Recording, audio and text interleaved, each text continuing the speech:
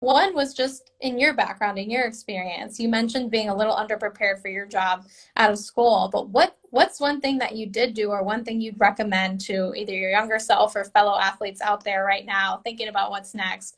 What should they be doing, or what worked for you really well?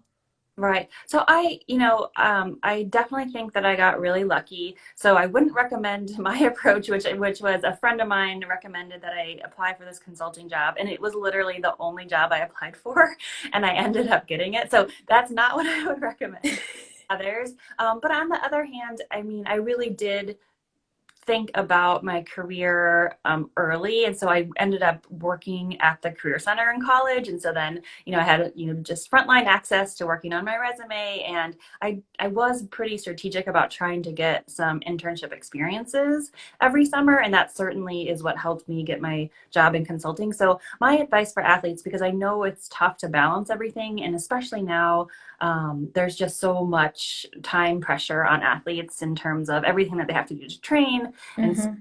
so I think a lot of times athletes think, so I need to focus on sports in school now, which is right. But if you can just carve a little bit of time out to start to think about your professional identity and just get a little bit of experience. So it's not that you need to devote an entire summer that you might not have time to an internship. I love micro internships. I love job shadows. I love, just a volunteer project for a company, because it doesn't have to be that full-time 12-week internship experience. You can really pull together a number of those smaller experiences, and that can be just as compelling on your resume or in an interview, and being able to talk about those skills. And so I think, if anything, I would just say try to just carve out that little bit of time and just get some experience, because it's so hard when you go on the job market and you really have no practical experience. These days, it's just internships have become so important.